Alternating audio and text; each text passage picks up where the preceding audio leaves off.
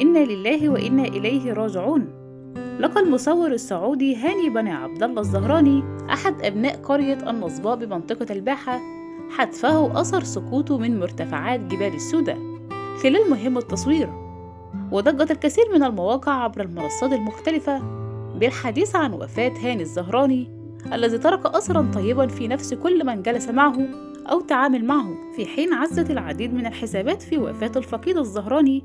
الذي يعتبر من المصورين المميزين، وقد نعاه العديد من زملائه وأصدقائه والمصورين الذين شاركوه في هذه المهنة. ويشغل المصور والفنان هاني مدير قسم التصوير بصحيفة مكة الإلكترونية بالمنطقة الشرقية، كما عمل مصورا في نادي الاتحاد السعودي، وتميز تصويره بالدقة المتناهية عند تصوير القمر في جميع مراحله، وهي التقاطات يصعب تكرارها، بالإضافة إلى تصوير أحداث مفعمة بالحماس والإثارة في البر والبحر والجو. وقالت مغردة: إن العين لا تدمع، وإن القلب لا يحزن، وإن على فراقك لمحزنون،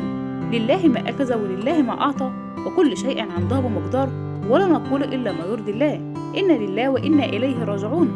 ادعوا للمصور السعودي هاني الزهراني، توفي خلال مهمة تصوير في جبال السودة بأبها، رحمه الله وأسكنه فسيح جناته يا رب العالمين، وإنا لله وإنا إليه راجعون.